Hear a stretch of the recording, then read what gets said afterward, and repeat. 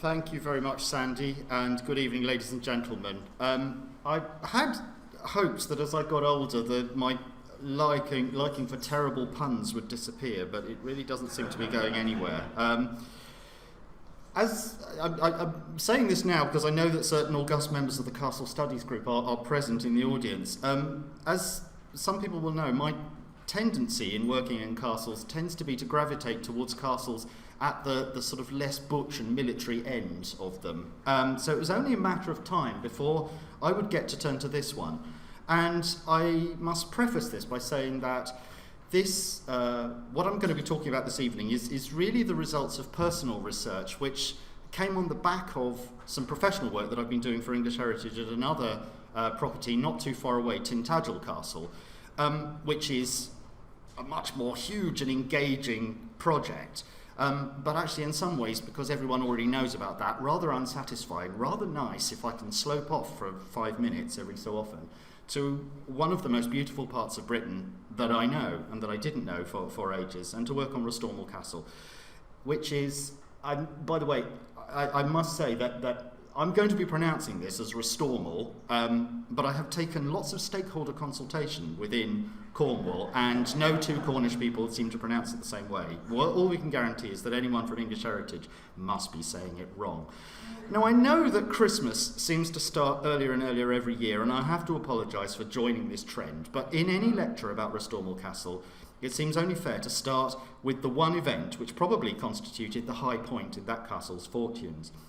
On the 11th of November 1362, the Black Prince, wearing for a moment his other hat as the Duke of Cornwall, wrote from Plympton in Devon to his local agent in Cornwall, who also happened to be Constable of Restormel Castle and Keeper of the Prince's Park there. Edward, to our dear servant John de Kendale, our Constable and Receiver of Restormel, greetings. We are resolved to come presently to our castle of Restormel and stay there for this coming feast of Christmas. And then he goes on about commanding the scullery man to give underwood from the park for the expenses of someone else, and delivering timber suitable for making a new house for the kitchen and office of the scullery. In the event, the important point is that the Black Prince stayed at Restormel through Christmas and didn't go anywhere else until the end of April 1363, nearly 5 months.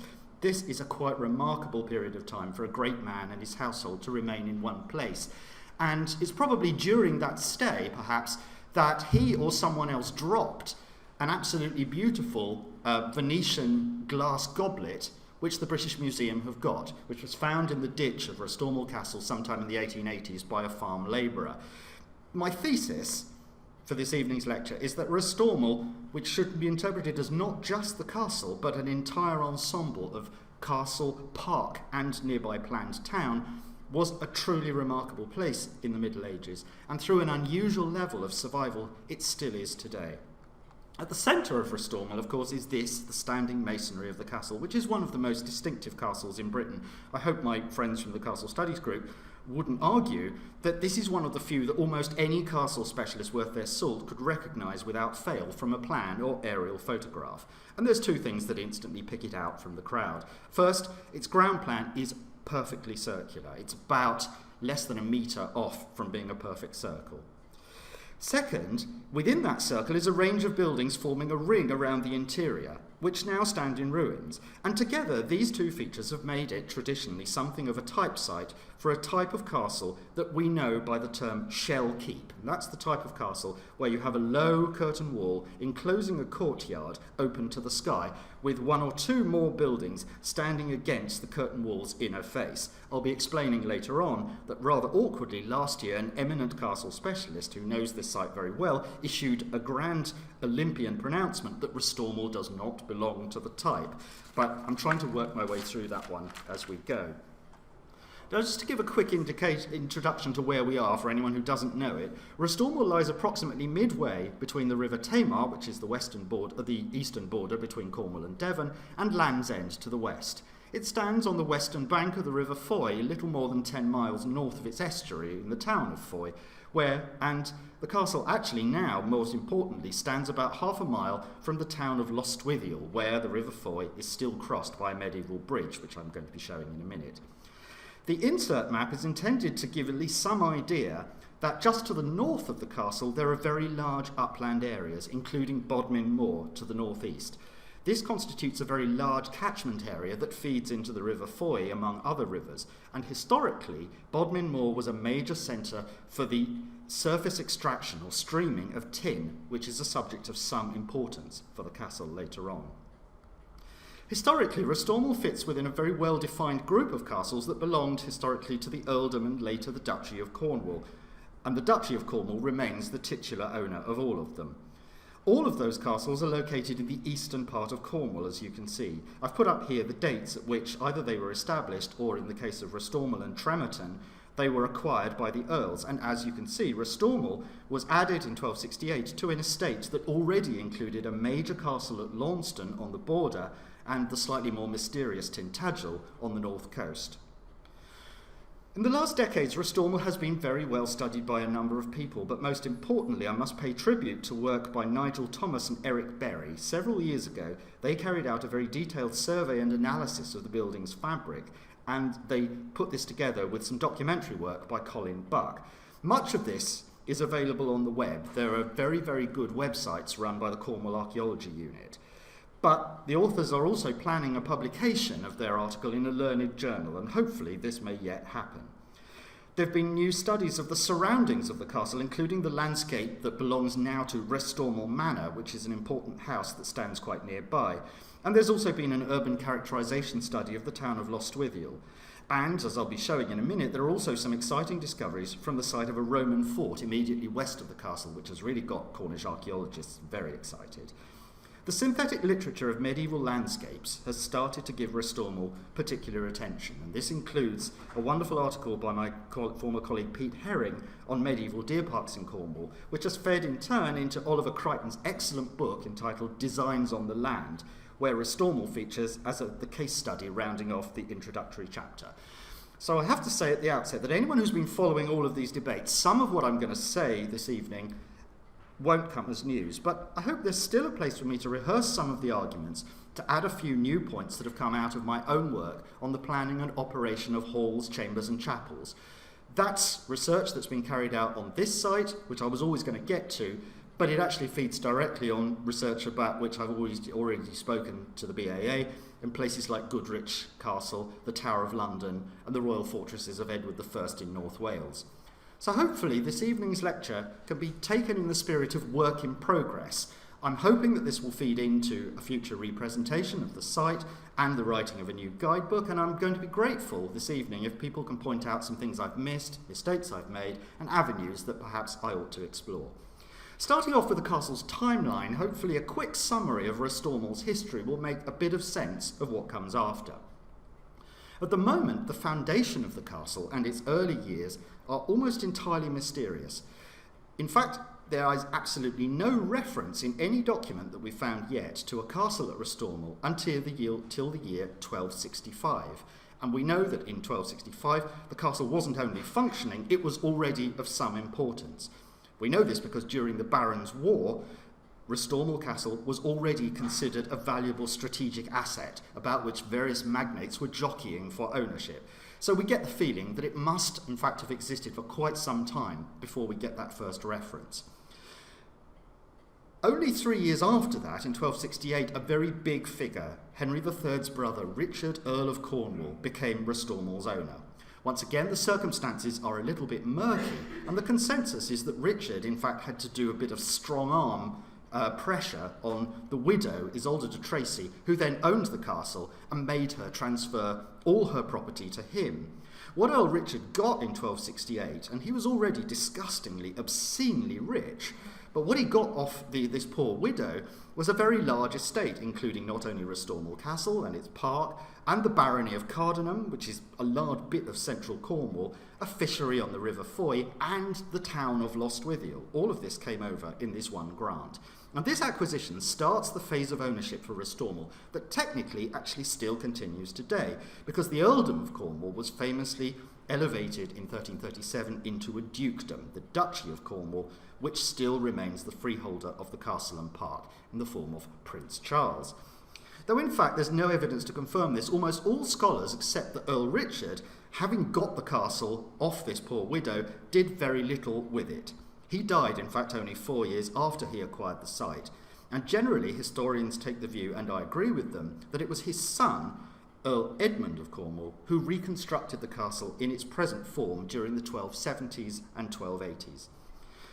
Then follows 2 centuries of actual occupation of the castle. We have alternating episodes of dilapidation and repair, but as I've already mentioned, there was a high point during the time of the Black Prince, who gives a lot of instructions throughout his time, his life, about keeping Restormel, Park and Castle up to speed. And even in the 15th century, we get hints that it was actually being quite well looked after. Edward IV spends quite a lot of attention on it, although as far as we know, Edward IV never actually went there. But after that, Restormel Castle tips over into redundancy, certainly in the early 16th century. And by the end of the 16th century and the early 17th, travellers and antiquarians were reporting that all the leadwork and timbers in the castle had been stripped out and removed.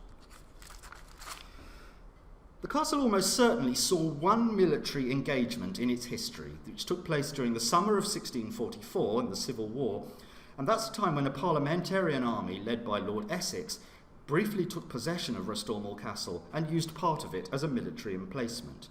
Much of the castle was certainly in ruin in 1644, but a few parts of the standing fabric hint that alterations had been made after the original construction, and it's generally interpreted that it was Lord Essex's men who adapted, for example, the chapel, which is the background here, by building a very heavy wooden frame in it in order to support cannon on the roof.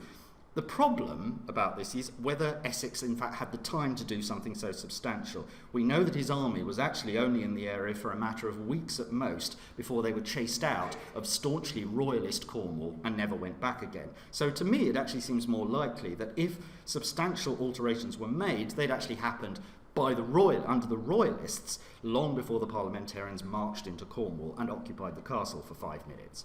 But the royalist armies were quickly able, as I've said, to force the surrender of the garrison, and almost certainly this may have happened without a serious exchange of firearms. Thereafter, the history is one of occasional tidying up of the ruins and their incorporation into a designed landscape. Restormel Manor, the large house, post-medieval house down in the valley immediately below the castle, and it had a farm complex beside it, became the centre of activity, with the castle ruins forming an ornamental backdrop on the skyline above them. Occasionally, the owners or tenants of the house might undertake clearance work in the ruins and possibly even some repairs to the stonework, but we get the sense that the castle was following the familiar path of the picturesque and romantic ruin, and this rather damaged and naive painting from Audley End Museum bizarrely shows it sometime in the late 18th century. The romantic ruin phase continued until the 1920s, when the Office of Works, alarmed at the fact that Restormel Castle seemed to have turned into one giant bush, took over management of the castle from the Duchy of Cornwall, and they inaugurated a programme of clearance, repair and presentation that really continues down to the present. So after that brief history, I'll move on to a very short tour of the castle itself. And really the only part that survives above the ground is what I'm showing here, the inner ward, which consists of the circular wall built of locally quarried, coursed slate stone rubble. The battlements are substantially from the original construction, and this has also left plentiful evidence of the builder's scaffolding. There are putlog holes at regular interviews and regular lifts all the way around the circuit. The circular plan is actually broken in 2 places by large stone buildings that project out from it. This photograph shows the tower on the eastern side of the castle containing a chapel, and on the other side of the castle, off this picture, is the Gatehouse, which is the only way into the inner ward's interior. As you may be able to see, especially on the south side of the curtain wall, there are large traces of white lime render over the external stonework, and as in many other medieval castles, it's fair to assume that the fabric would originally have appeared shining white. This photograph shows my view looking through the Gatehouse passage, and I've put it up now because it shows the most remarkable feature of the earthworks around the castle. The stone building stands inside a dry ditch with a fairly low outer bank with a wall walk over the top of the outer bank, but the bank on the inner side of the ditch rises higher than the outer. so that to an outside observer it appears as if the stone castle wall is standing on the top of an earth mound, like a classic castle motte. As this photograph hopefully shows, when we look at the ground levels inside the castle, we can see that this mound is in fact not solid, it is in fact just revetting the whole of the ground floor of the buildings inside the castle. So, turning to the inside, the most remarkable survival, as I've already mentioned, is the ring of buildings around the central courtyard. Apart from the gap where the gatehouse stands, it forms a complete circuit. With one exception, the kitchen, these buildings were all originally two-storied. They had low undercrofts, mostly without heating, lit only by small windows facing into the interior of the courtyard. These undercrofts had timber ceilings, and their position can be reconstructed from surviving offsets and joist sockets in the stonework. On first floor level were all the principal rooms of the castle, and we have substantial evidence from them, especially in the outer curtain wall, which is effectively intact, and also in the radiating cross walls that divided each room or each building from the next one. The area where we've lost most of our fabric is in the wall that fronts onto the central courtyard. Most of the lower ground floor of this has survived, but the upper level is more fragmentary, and there are certain parts around the circuit where the first floor courtyard wall is missing completely. The building survey that Berry and Thomas carried out in the early 1990s advanced our understanding of the castle in many ways, but particularly the building sequence. Some of the radiating walls clearly butt against the curtain wall, and this had given rise to a common interpretation that the buildings must have come from a later phase than the curtain wall. Perhaps the wall was built in the 12th century and the buildings built in the 13th. Thomas and Berry argued very persuasively that the curtain wall and internal buildings were planned and built together. For example, the windows and fireplaces in the curtain wall, which don't appear to be later insertions, must show that two-storey buildings were planned from the outset. And inasmuch as it's possible to derive an architectural style from those features, and that's not easy because almost all the dressed stone of the building has actually been robbed out and lost. There are a few fragments of quite plain-looking window tracery, but other than that, we really only have the gross form of the building. But inasmuch as it's possible to read anything, for example, into the shape of rear arches such as that one, they are certainly pointed rather than round, and it seems to me perfectly possible that they date to the 13th century, possibly even the late 13th century. In addition, Thomas and Berry found that not all of the partition walls actually cleanly abut the curtain. Some of them were demonstrably built integrally with the curtain wall. So for now, the most plausible explanation is that the stone structure is almost entirely from one single period. There are no documents for the construction, and as I've said, dating from the fabric is rather difficult, but I believe that the present consensus is right and that the structure dates to the years between 1272 and 1290, when Restormel was owned by Edmund, Earl of Cornwall. And part of what I'll be showing later on is that the complexity of the planning of this seems to me to have very, very good parallels in that particular period at the end of the 13th century in other castles that we know about a bit more. The stone circular wall clearly, though, wasn't the earliest thing on the site, and the castle now incorporates a number of earlier features, including some mysterious pits around the interior that don't really relate terribly well to the buildings that are upstanding. The well, which was obviously dug before the stone buildings were built over it and has led to one major irregularity in the layout of the building, but also the ghost of a quite large structure, the inner tower of the Gatehouse, which is a composite structure, but the inner tower can be shown, even though it only survives in unconnected fragments, to have been built before the outer Gatehouse tower, which is what we have there, and the curtain wall, which is what we have there. Now, the photograph that I've put up here was actually taken in this, about the point where this rather subtle arrow is pointing to. There is a chamber inside the thickness of the wall, and I was standing in it when I took that picture.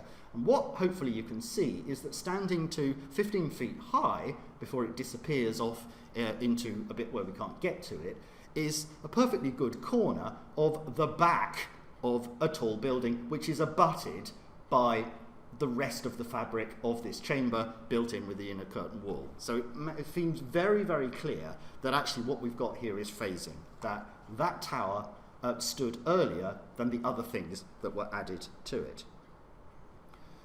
The ground immediately to the west of the circular building is an area where different types of evidence combine: archaeology, documentary history, and architectural analogy with other castles. All of these suggesting that there was formerly an outer ward to the castle.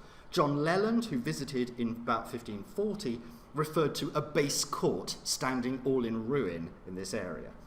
A few earthworks still survive, but no remains are really visible now to the non-expert eye, and the area is obscured by post-medieval tree planting and obscured by other landscaping.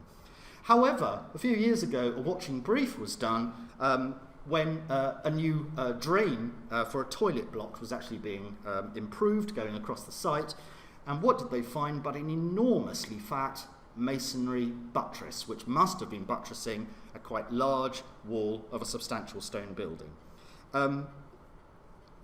There is now certainly a provision in understanding that this might actually relate to a documented Great Hall, which I'll be talking about a little bit later.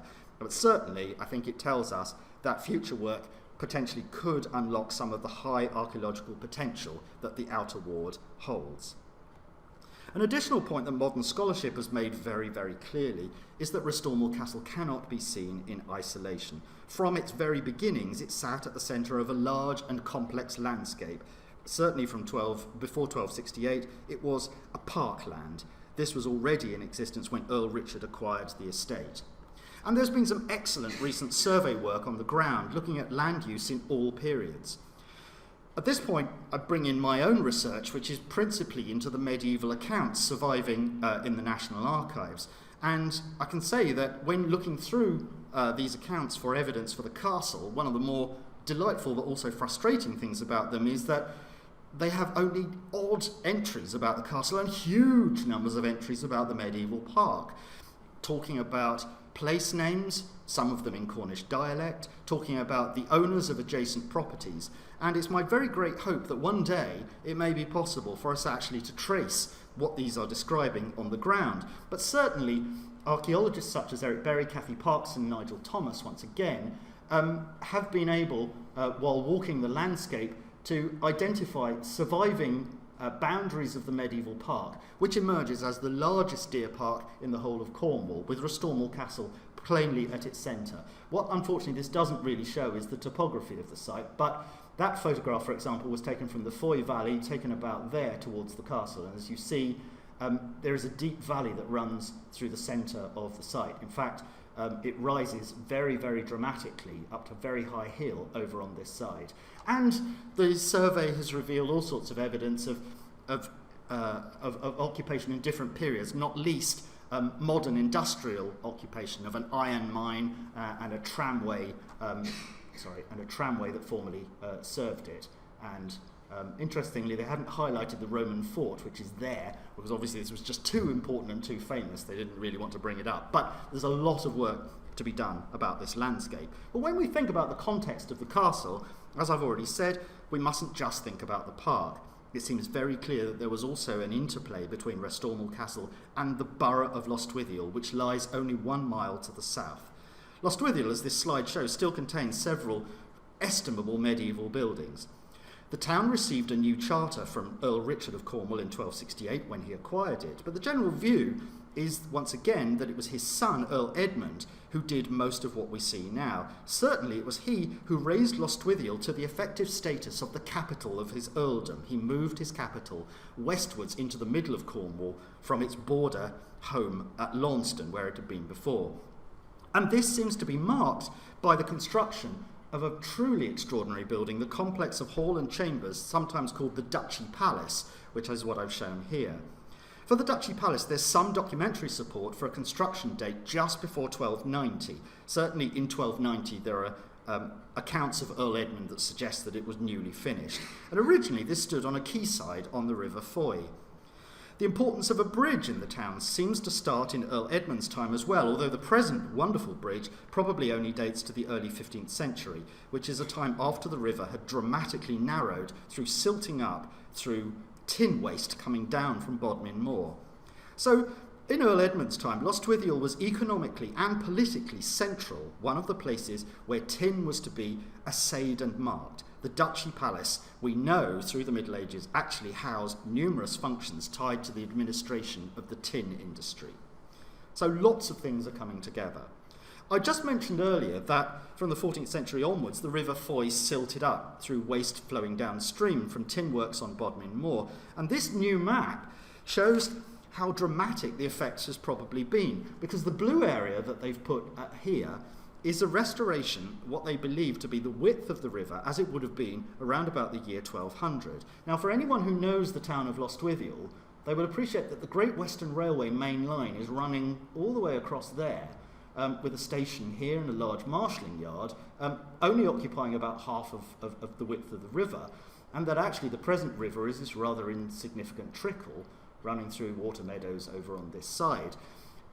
They've also shown in purple the dimensions, the boundaries of the planned part of the borough, with the large marketplace identifiable as a triangular area, the church, formerly a chapel of a nearby church, and the Duchy Palace, formerly standing here on the quayside. And with the river being this width, what we have to imagine is that actually Lostwithiel was effectively a seaport, that sea-going ships could get all the way up to Lostwithiel and probably about a mile further up as far as Restormel Castle itself.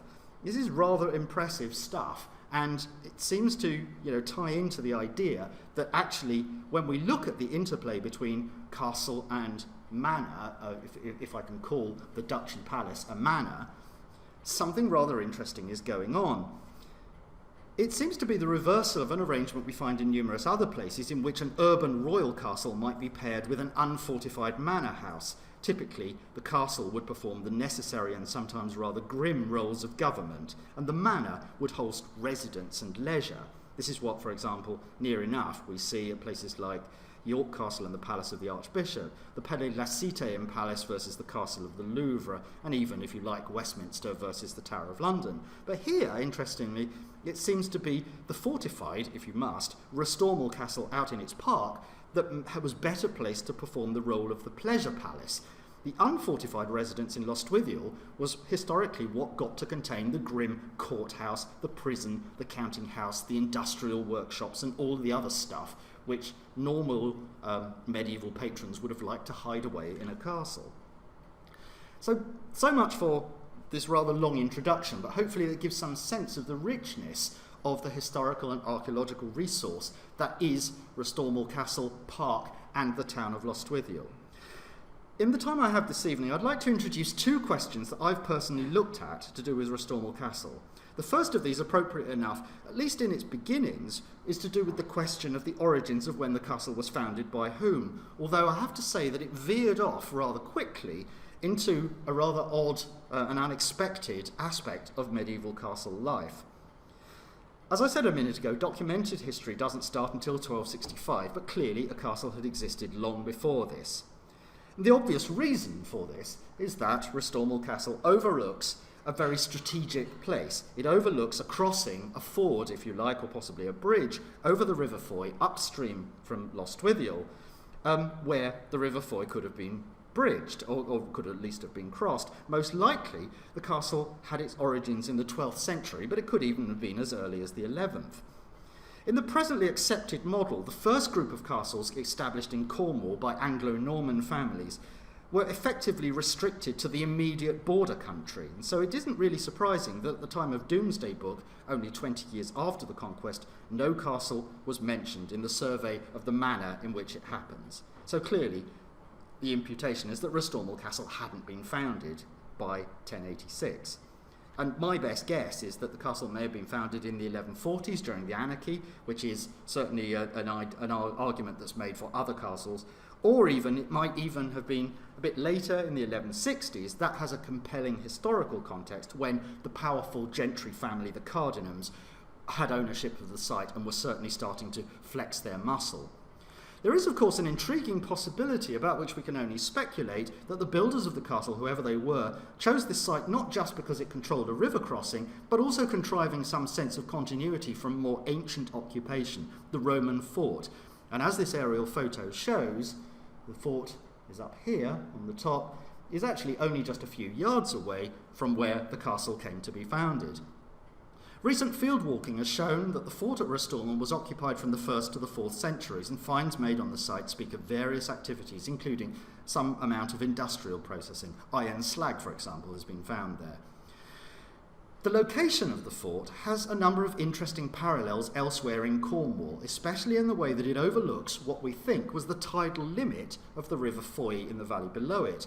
There's another fort not that far away at Nanstallen, and that is absolutely identically situated in relation to the River Camel. There's a third at Calstock, above the River Tamar. So all of them, the Romans seem to have done the same kind of thing, to have some sense of control of riverborne traffic. It seems fair for me to wonder whether the earthworks of the Roman fort might not have been more obvious in the 11th and 12th centuries when people came to build castles, and that the founders of the castle might not have seen Restormel as perhaps powerful and ancient, as well as practically defensible or otherwise useful in the present. But reading around the earliest history of Restormel, at least in its orthodox version, has shown that most recent writers have accepted a version that was first written down by Courtney Arthur Raleigh Radford in the first Office of Works guidebook published in 1935. As some will know, Raleigh Radford's reputation has had a difficult few years, and it's not quite over yet, especially, for example, at Tintagel, where Radford had argued that the site began as a Celtic monastery, which is now not generally believed.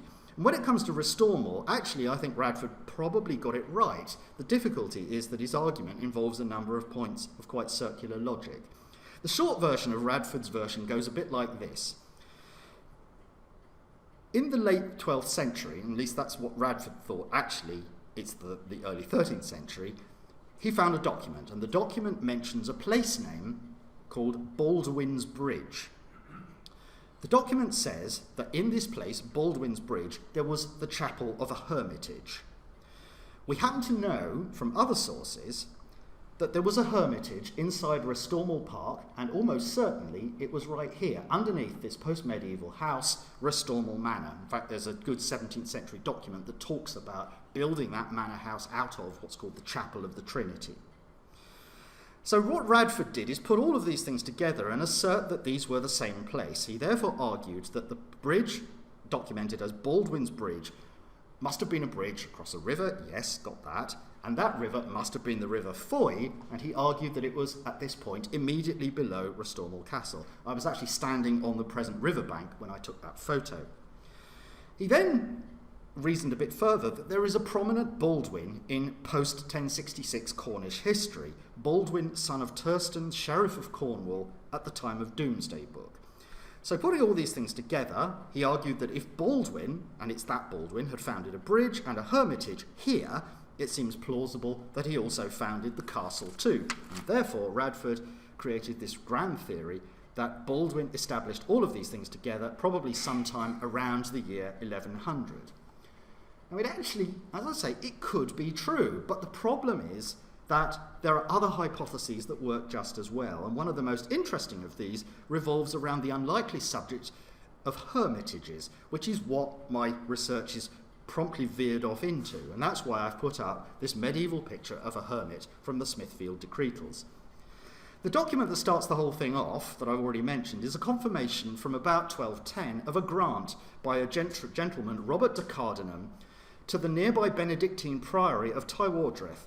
And what Robert de Cardenham gave Tywardreath was various parcels of land, I quote, as my ancestors have done. These lands included, and this is the text that I've put at the bottom, and the hermitage of Baldwin's Bridge, and the gardens pertaining to it, together with such woodland as the brother who dwells there shall require. So Radford knew about this document, but what he didn't know, or perhaps he didn't accept, was that other historians were working on the same document and had come to different conclusions. In fact, there are at least 3 possible other locations that have been put together for Baldwin's, at least 2 other locations that have been put together for Baldwin's Bridge.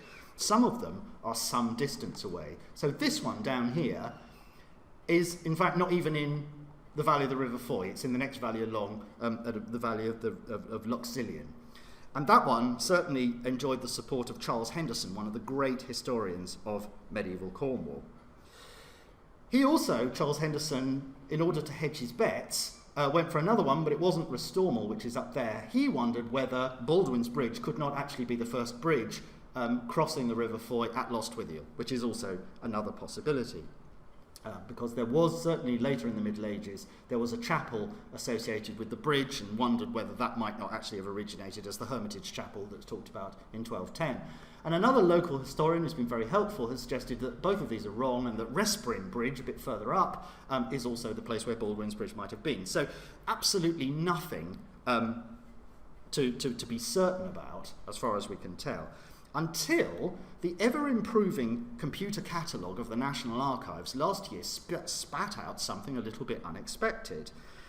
As they go through scanning documents, and particularly petitions, and putting them onto the catalogue, searches for topographical terms like Baldwin's Bridge may get picked up. And a search for Baldwin's Bridge picked up this document, which is a petition from the early 14th century. And what it is a complaint by the Prior of Tywardreath, that's the Benedictine house that had been granted the Hermitage at Baldwin's Bridge. The Prior of Tywardreath complains to King Edward II, probably fairly soon after Edward II's accession in 1307, complaining that some woodland belonging to the Hermitage laying in Restormel woods, and they say Le Bois de Restormel up there. It says that some of this woodland in Restormel woods lying so close to the castle that when Earl Edmund of Cornwall expanded his park, which we know happened from other documents around 1295, Earl Edmund inadvertently enclosed part of the land belonging to the Hermitage inside the park. So Tywardreath Priory, the Hermitage's owners, demanded compensation from the Earl. Earl Edmund apparently fessed up that he'd been wrong. He agreed to pay the stipend of the hermit singing the offices in the Hermitage Chapel at Baldwin's Bridge. And now, 7 years after Earl Edmund's death, the Prior of Tywardreath wanted to know where the money had gone. It had never been paid. So the most obvious reading of this is that Baldwin's Bridge and its hermitage indeed did lie on the river below the castle, where Radford wanted them to be. Incidentally, I still think this doesn't really settle the question of when the bridge, hermitage and castle were established. For example, Baldwin is actually quite a common name, and we know, for example, that in the 1160s there was a Prior of Tywardreath called Baldwin, so it's just as likely, I think, that the bridge might have been built by him. But suffice to say that what it tells us is that the action of hermitages in the area around the castle is actually of some interest. And what it unexpectedly opened up was an insight that I wasn't really prepared for about what was going on at Restormel in the time of Earl Edmund. From at least the Black Prince's time, as I've said, in the location of this house, there was the Hermitage of the Holy Trinity, which lasted right through the Middle Ages. Sadly, I can't necessarily be sure that what was documented in 1307 actually is the same thing. There's a gap between 1307 and 1346 when the Black Prince's documents take it up, but I think it's certainly possible that this late medieval hermitage had much earlier origins. But what I find most interesting is that in the 1290s, reading around starts to show that the park actually contained quite a number of hermits who were being endowed by Earl Edmund. Certainly, at the very minimum, 2, possibly 3, possibly even 4. One of them, for example, we know was called Brother Philip of Restormel, and clearly from his name he must have lived fairly close to the castle, or even possibly inside it. In my researches in other castles, I do keep stumbling over hermits, and I think the most unlikely one I've ever found is Brother Geoffrey, Hermit of the Tower of London, who prayed for King Edward I and his wife in one corner of King Edward's bedroom inside the tower. This isn't quite that, but he could easily have been inside the castle. Another hermitage documented at the same time is for Brother Robert of Penlyn, whose hermitage rather exotically stood on an island in the middle of the River Foy, and we know that it had several houses or buildings and possibly a fruit garden. I love the idea of the hermitage on an island, and in the context of the course of the River Foy changing through all of this tin waste, I do wonder whether this house that now stands next to the quite narrow watercourse actually might not once have stood on an island. And in all of my work, trying to make friends with the Duchy of Cornwall, though I have to say not with the Duke of Cornwall, but with his officers, who are very interested and very helpful, one of the things that we would really, really love to do is a bit of exploratory soil coring to actually see whether it's possible to reconstruct in the vicinity of Restormel Castle precisely what the former boundaries of the river might have been. So anyone here who has good contacts with the Duchy of Cornwall, please put in a good word for me, because it's only going so far. But anyway, on present knowledge, I can say two things. First of all, Radford's idea that the castle was first established on this site around 1100 by Baldwin Fitzturstone is what you would say possible but not proven. But also, what I can say is that the phenomenon of hermits in lordly parks is emerging as very interesting in its own right. I'm conscious that when you study hermits in Cornwall, there might be a context in Irish and Welsh-flavoured monasticism, which is different to the researches that I've previously done into hermits as an element of royal and aristocratic culture in England. But I wonder whether in Restormel there might not even be an exciting mixture of these two cultures. Certainly, this is something I'd like to explore a bit further. To turn now to my second question, my own research into how the different buildings inside the castle were meant to function, Restormel Castle is unusually good for this kind of study. Though, as I've said, large parts of the structure are completely missing, especially on the first floor where the main apartments must have lain, miraculously there's just enough fabric surviving for us to speculate. This is a type of study with a very long pedigree, going back into the antiquarian past, and when we're talking about castles in the care of state organisations, it's of course a favourite topic for guidebooks and for interpretation materials, illustrated by paintings such as this one by the late Terry Ball. Or nowadays, we even might use computer-generated simulations. The two principal classes of evidence are, of course, the standing fabric itself and the contemporary documentation for construction, repair and alterations of the building. Unfortunately, a very good number of these documents do survive still and are publicly accessible at the National Archives in Kew. Now, it's worth saying at the outset that if I'm right about the dating of the buildings, that they were constructed in one campaign for Edmund Earl of Cornwall in the 1270s and 1280s, they have an unusually good architectural context. Castle building was then at what I would argue is a very high pitch in these years, through feverish competition between rival aristocratic families, between barons and the English crown, and as a result of expansionist wars in Wales, which needed a number of castles to be built from scratch on a very large scale. When looking at the inner apartments of Earl Edmund at Restormel, there is a useful comparison to be drawn with the work of his cousin Edward I at sites like Conwy here, which was built between 1283 and 1287. At Conwy, as at Restormel, the castle's inner ward was a private palace with a chapel, great chamber and chambers for the king and queen, set above storerooms and a privy kitchen. And enough can be read from the surviving fabric to see how the different rooms were meant to interrelate. Unfortunately, as I've said, there are still some massive gaps in the documentation for Restormel Castle. It's possible that the Duchy of Cornwall has got other documents that they're not showing us at the moment in their own private archives. And one of the gaps is about the actual construction date of the stone buildings. So far, no building accounts at all have come to light. We know that the Earl Edmund, was able to issue 2 charters from Restormel in 1290, and it shows that by this date the site was habitable. But by the time any detailed documentation begins in the mid-1290s, most of the castle had clearly been finished, or, I suppose if you want, most of the old castle was still standing and was about to be changed.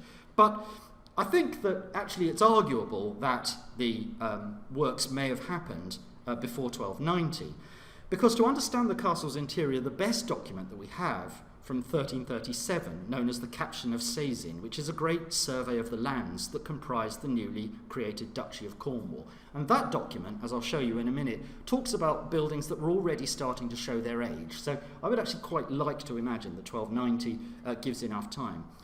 The Caption of Sazin is an absolutely glorious document to look at, for reasons that I'll show you, but one of the many pleasures of calling it up in the National Archives is that it comes in a box where someone has written, "Lucky you," and how right they are, because it actually goes into huge amounts of detail, if you're interested to know, about all the buildings of the Earl, all of the inhabitants paying rent within the town of Lostwithiel and what they were doing. It would be my desert island discs of documents. I would sit there and reconstruct the whole of medieval Cornwall while sitting on a beach doing whatever we do, listening to unfeasible music. But it does contain, as I say, huge details about many things of interest. And on the castle, it has this to say.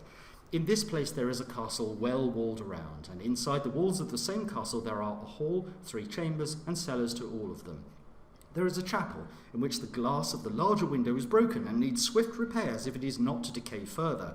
In the same chapel is an alabaster stone figure of St. Mary, said to be valuable, and 2 bells, of which one, weighing 100 pounds, came from the hermitage of the late Brother Robert. And anyone who can remember, that late Brother Robert, that's the hermit who lived on this island somewhere in the Foy. There is a stable for 6 horses, 3 chambers over the gate, poorly roofed in lead. The leaves of the gate of the same castle are weak and insufficient. But that is only, in fact, the first section of the description. I'll put the text up a little bit earlier. And it's clear from the way that it's put together that everything I've mentioned so far is only one part of the castle. That's the inner ward. And what he talks about is inside the walls of the same castle. It's a hall, 3 chambers, all lying over cellars, a chapel, a stable, 3 rooms over the gate. Strangely, the survey doesn't mention the kitchen, and for a moment I'm just assuming that that's an oversight rather than an indication that a kitchen wasn't added until after the document was written. But then the document goes on to describe what lay outside the gate, as they put it. Obviously, what the surveyors are then talking about is the outer ward. Rather intriguingly, it's worded as if these buildings lay outside the castle entirely, as if this complex was something else, like a separate manor or a lodge beside the castle proper. But certainly what they recorded was large and complicated, and it very substantially duplicated what had already been provided in the inner ward. The description says this: outside the gate of the said castle are a great hall, and notice inside the castle it's just a hall, but this is a great hall, with 2 cellars and an adequate chapel, a kitchen for the said hall, and a passage leading from the hall to the kitchen, all weak and in need of swift repairs. Item, there are 3 chambers above 3 cellars, and a bakehouse in decay. On either side of the gate are 2 stables, old and ruinous, for 20 horses. There is a lead water conduit bringing water into the castle to serve each house of office, needing repairs in new lead. That's to say, the suite of the buildings in the inner and the outer wards was substantially the same. And this strongly suggests to me one interpretation, that the 2 areas served 2 complementary households, or 2 complementary functions. The more public, the more accessible outer ward served the great household for the more public functions of the castle, perhaps in administration of the estate, and later on administration of the Duchy of Cornwall, and the more private inner ward as a self-contained palace exclusively intended for the residence and entertainment of the lord and his inner circle. One very key piece about the function of the building can be recovered from standing fabric, and we're lucky that just enough survives to show this. That's that there are 4 points where we can see that it was possible to enter the upper floor of the building from the courtyard. In the case of 3 of these entrances, this must have been by timber staircases running up from the ground. I showed, in fact, something a little bit similar in the reconstruction of Mille Castle a few minutes ago, and here's a modern replica of the same kind of thing at Temple Manor, which is a 13th century building in Kent. The 4th doorway, which is in fact just over on this side, behind where I've put up the photo of the chapel, seems to have been built in stone, and we'll do it in a minute. But 2 of the rooms inside these entrance doorways in fact can be named with confidence through the conventions of domestic planning. The long room on the bottom right was the hall of the inner ward, because it's so near to the kitchen, which must have been a single-storey building, open to from the ground to the top. And this one, the antechapel, which, as you see, lies, or possibly even the nave of the chapel if you really like, but it lies due west of the chapel. As I said, there are numerous accounts for repair works in the 14th and 15th centuries, and they do give a few details about room functions, which fortunately enables us to make some connections between these documents and the standing fabric. Of all of these, and I've collated them all that I can find, one of the most detailed is this account from 1464 to 65, describing payments to 2 carpenters, John Holmore and Lawrence Carpenter, giving a number of indications of room names. John and Lawrence, we know, built a new wooden porch, presumably containing a staircase, giving access to the chapel.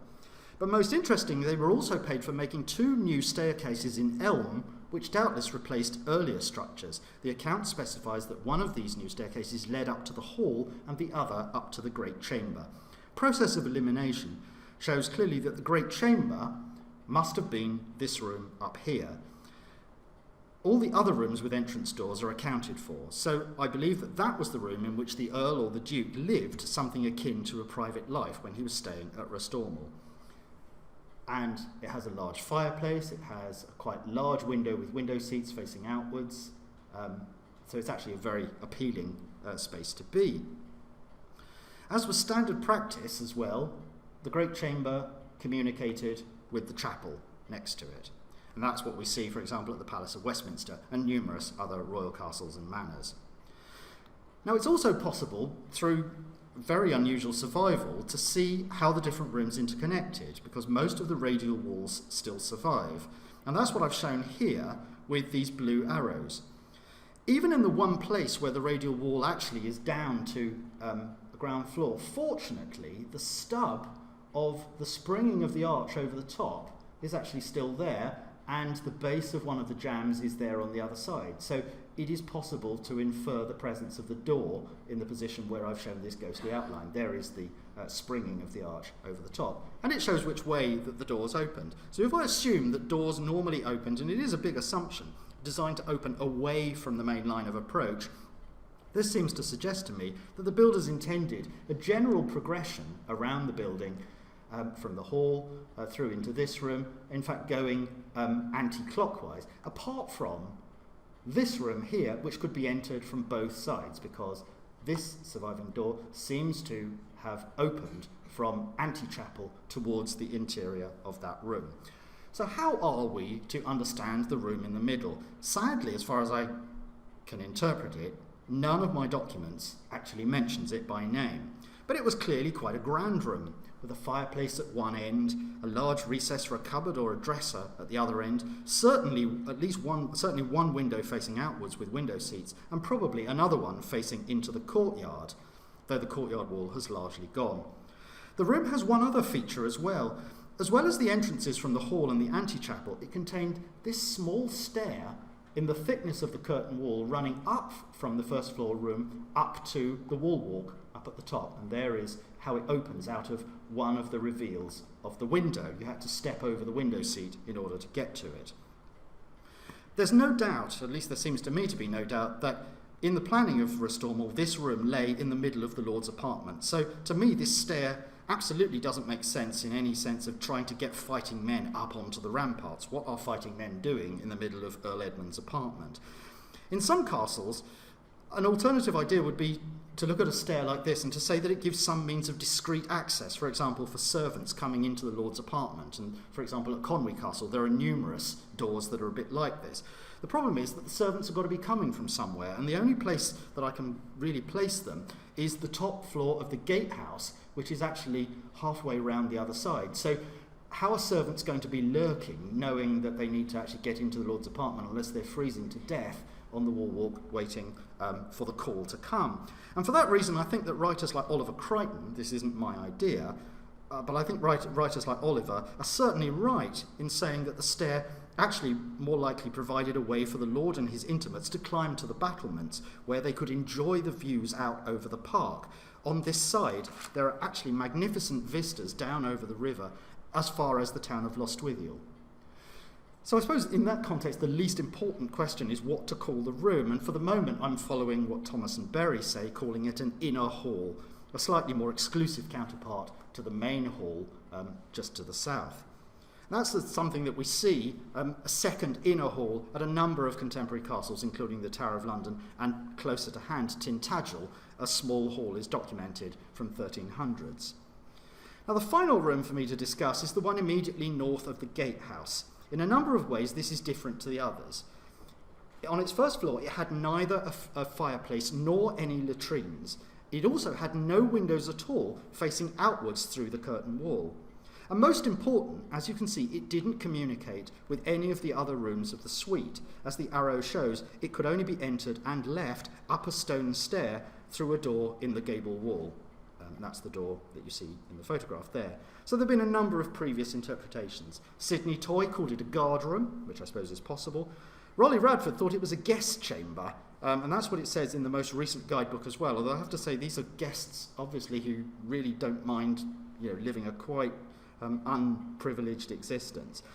But the fact this room was relatively secure and without outward-facing windows makes me wonder whether it might make more sense as the wardrobe, the place where possessions were kept, and also perhaps where the administrators of the household might work, perhaps sitting at the window seats in the windows that face into the courtyard.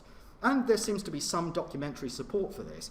In the 15th century, one of the rooms in the castle was called promptuarium, one of whose several meanings is storeroom. So I'd like to suggest that some storage function at least makes some sense in interpreting the room. We know, for example, that the promptuarium actually was a first-floor room. The boards of its floor were mended in the 15th century. So I'm going to start to sum up now. I think that it's possible to say more than we've done about the way that the different rooms within the castle were to be used, and what I've put up here is my attempt to do so. In general terms, there are significant similarities with contemporary castles. Restormel and Cornwall both show that a complicated internal plan could easily be shoehorned into an architecturally coherent single building. And that, in my experience, is actually quite unusual with this coherence before the last quarter of the 13th century. Frustratingly, I haven't found any evidence at all for providing accommodation for the lady of the house at Restormel. I can't say whether this genuinely reflected one of the interesting details about Earl Edmund, though in fact one thing we know about him is that his relations with his wife were famously very dreadful, and he was finally excommunicated for refusing to live with her, so maybe that absence is significant. Within the relatively small inner ward, I think that the builders did successfully create a palace in miniature. Architecturally, a very impressive achievement, and with certain caveats, I think Restormel can be added into the corpus of planned domestic complexes from the last quarter of the 13th century.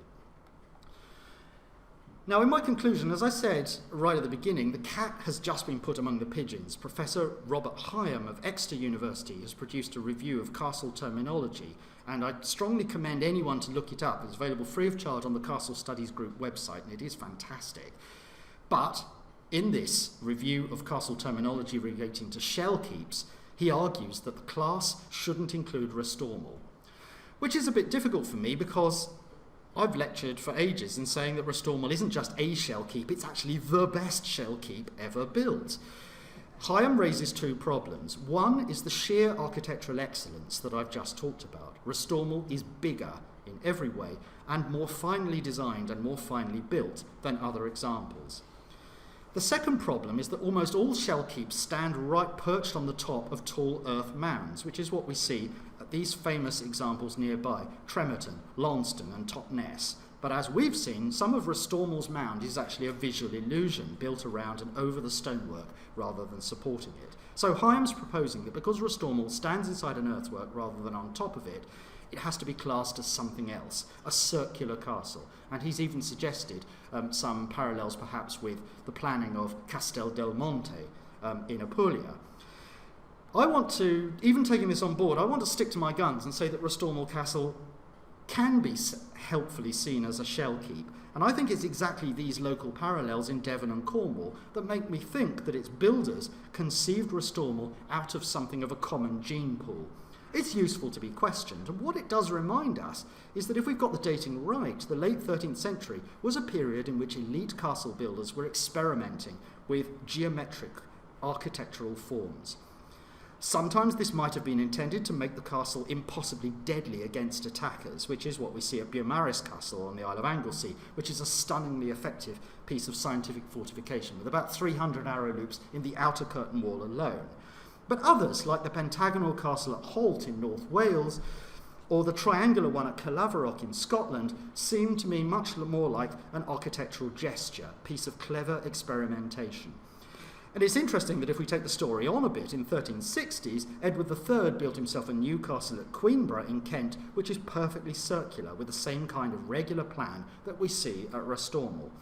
So what I'd like to imagine is that Restormel is an architectural showpiece, influenced by the much older and locally visible shell keep tradition, as represented in the southwest by those other castles, but in this case reinterpreted on a new scale with an architectural excellence fitting with some of the best new castles of the period.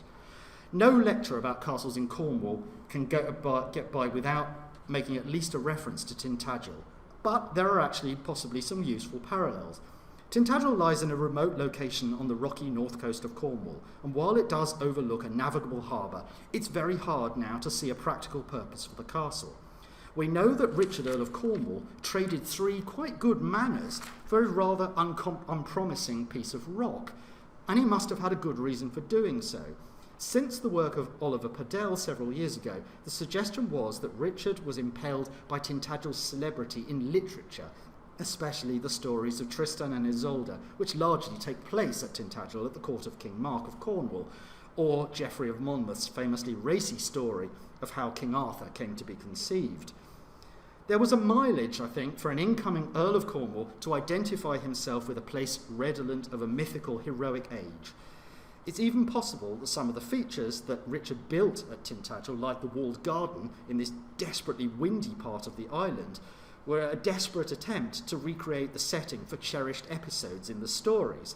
I hesitate to suggest, but some have done this, that Restormel has Arthurian overtones, a round table and a round castle. But what I do think we're on safer ground is by saying that the castle was tailored to the same kind of pleasure-loving attitudes of a very cultured aristocracy.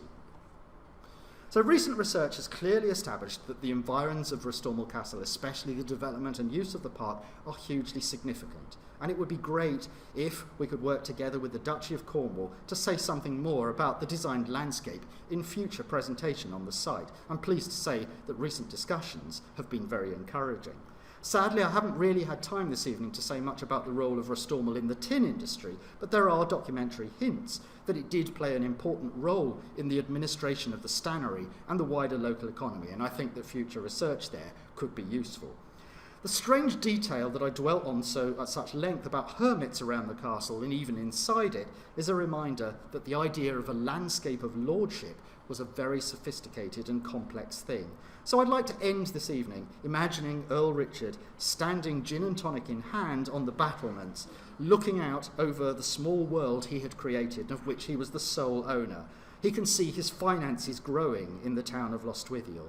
His pleasures are secured in the park. His soul is being prayed for in the Hermitage. And inside this archaic-looking shell, he also had one of the most stylish and well-appointed houses of any man in Britain. Thank you very much.